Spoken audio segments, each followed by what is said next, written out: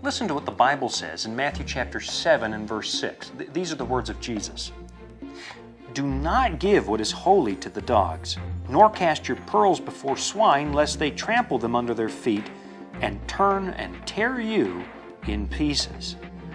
Some years ago, a woman I knew came to me really upset about something. Pastor, she said, I sit on this committee in town, and the other day at the meeting, they started to attack my Christian faith and make fun of me. Do you have something I can give them that outlines the Christian faith and all of my beliefs? What she wanted was a comprehensive book that would lay out all the basic teachings of the Bible for these other committee members. Because she was convinced the reason they were mocking her so ruthlessly was simply because they didn't know enough. And sure enough, people who really understand what the Bible is saying would be very slow to make fun of it. But simply giving someone a book to set them straight can be very counterproductive. Now listen carefully to the advice of Jesus. He says, don't give holy things to the dogs or cast your pearls before swine, because they're just going to use it to tear you apart. Sometimes, more information is just more fuel for the fire.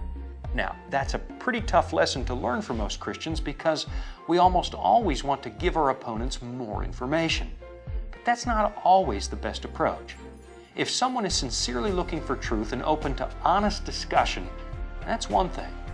But when someone is busy mocking the Christian religion, anything you feed them is simply going to be turned against you because their hearts are not honest.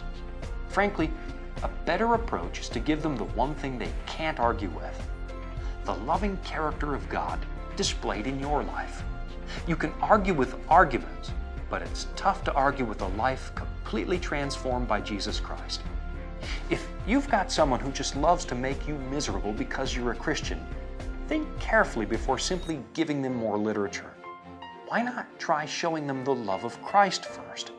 Because that, after all, is just a better way to live.